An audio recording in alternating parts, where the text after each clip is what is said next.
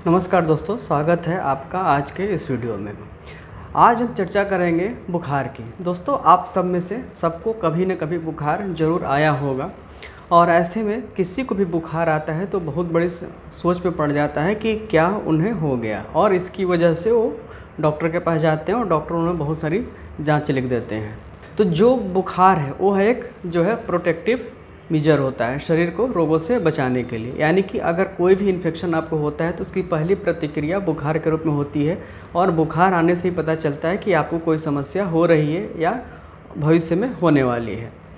तो बुखार बहुत से कारणों से होता है, जिसमें से कुछ कारण हम आपको इस वीडियो में ज़रूर बताएंगे, और अगर आपको भी बुखार आ रहा है तो इन सारी चीज़ों का आपको ध्यान रखना पड़ेगा।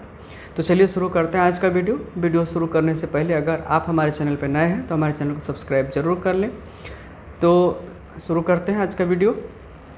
तो बुखार जो है बहुत से कारणों से आता है, और जैसा कि हमने अभी बताया आपको कि बुखार जो है एक हमारा प्रिवेंटिव मेजर है। यानी कि बुखार आना इस बात का सबूत है कि हमारा जो प्रतिरक्षा तंत्र काम कर रहा है। कोई भी बाहरी चीज़ जो एंटीजन होते हैं वो आते हैं जब हमारे शरीर में प्रवेश करते हैं, तो उनसे बचाव के लिए एज ए रिस्पॉन्स जो है हमारे जो इन्फ्लेमेटरी जो मेडिएटर्स होते हैं वो हमको बचाते हैं, और जिसके फलस्वरूप जो है बुखार आता है। तो बुखार होने के बहुत से कारण होते हैं। उसमें आपका बैक्टीरियल इन्फेक्शन हो सकता है, वायरल हो सकता है, या इसके अलावा और भी बहुत सी चीज़ें होती हैं।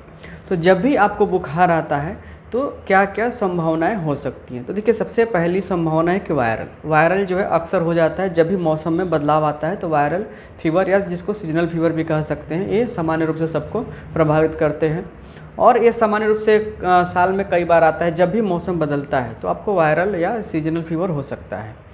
तो इसके अलावा जो है सबसे कॉमन है वो है टाइफाइड। आजकल हर दूसरे तीसरे आदमी को आप लोग देखेंगे जांच कराकर, अगर देखा जाए तो उनको टाइफाइड पॉजिटिव आता है। टाइफाइड के अलावा अभी इस समय की हम बात करेंगे जो बरसात के बाद का समय है, इसमें मलेरिया भी होता है और डेंगू भी होता है। ये इस सीज़न में सबसे ज़्यादा कॉमन होते हैं बुखार के।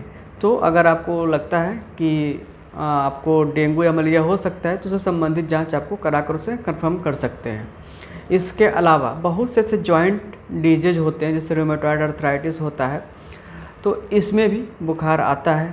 जोड़ संबंधी रोगों के अलावा पेशाब का इन्फेक्शन यानी यूटीआई होता है, उसमें भी बुखार आता है। तो ये कुछ ऐसे सामान्य से रोग हैं जिसमें बुखार आता है, या यूँ कहें कि बुखार ही पहला लक्षण है रोग के होने का। तो इतने सारे रोग हैं, उससे संबंधित सबकी जांच अलग अलग होती है। आपको जो डाउट है उसके आधार पर आप डॉक्टर से या किसी भी चिकित्सक से संपर्क करके आप उनसे संबंधित जांच करा सकते हैं। कई बार ऐसा होता है कि कंफर्म नहीं हो पाता एक जांच से, तो उसमें कई बार जांच करानी पड़ती है। जैसे कि ये जो सीज़न है इसमें आपका मलेरिया भी हो सकता है, टाइफाइड भी हो सकता है, वायरल भी हो सकता है। तो ये जाँच कराने के बाद ही कन्फर्म हो पाता है कि आपको कौन सा फीवर है, और उसके बाद जिस प्रकार का आपको फीवर आता है उसके अकॉर्डिंग जो उसकी चिकित्सा की जाती है। तो बहुत से उपाय हैं, लेकिन अगर सामान्य रूप से अगर आपको कोई कंफर्म नहीं हो पाता तो भी आपको जो है इसमें इलाज ज़रूर लेना चाहिए। और इलाज में हम आयुर्वेद की बात करेंगे तो आयुर्वेद में ज्वर के लिए बहुत सारे औषधियों का उल्लेख किया गया है, और ज्वर के बारे में सबसे ज़्यादा डिस्क्रिप्शन आयुर्वेद के ग्रंथों में मिलता है, क्योंकि ज्वर ही एक ऐसा जो सिम्टम है वो बहुत सारे रोगों में मिलता है।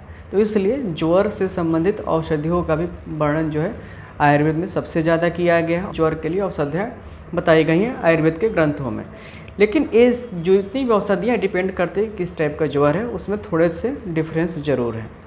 तो सामान्य रूप से अगर कहा जाए तो ज्वर में सबसे ज़्यादा प्रयोग करते हैं त्रिभुवन कीर्ति रस का, संजीवनी का, आनंद भैरव रस, ज्वर मुरारी रस, ज्वरांकुश रस, और अगर मलेरिया जैसे कुछ डिजीज है उसमें मलेरिया संहार बट्टी का प्रयोग किया जाता है, विषम ज्वरांतक रस, विषम ज्वरांतक लौह का प्रयोग किया जाता है। काढ़े की बात करें तो अमृतादि क्वाथ का प्रयोग किया जाता है। चूर्ण में सुदर्शन चूर्ण का प्रयोग किया जाता है। तो बहुत सारे ऐसे औषधियाँ हैं जो ज्वर में काफ़ी ज़्यादा लाभदायक होती हैं। तो सबसे पहला काम है, अगर आपको ज्वर हो रहा है, फीवर आ रहा है, तो आप किसी भी चिकित्सक से सलाह लें, उससे संबंधित जांच कराकर कंफर्म ज़रूर कर लें, और कंफर्म होने के बाद अगर आपको एलोपैथ की चिकित्सा लेनी है तो किसी अच्छे एलोपैथिक चिकित्सक से संपर्क करें, और अगर आयुर्वेद की चिकित्सा लेनी है तो किसी अच्छे आयुर्वेद के चिकित्सक से संपर्क करें। और निश्चित रूप से दोनों पैथियों में इसका बेहतर इलाज है और आपको निश्चित रूप से फ़ायदा मिलेगा। धन्यवाद, नमस्कार।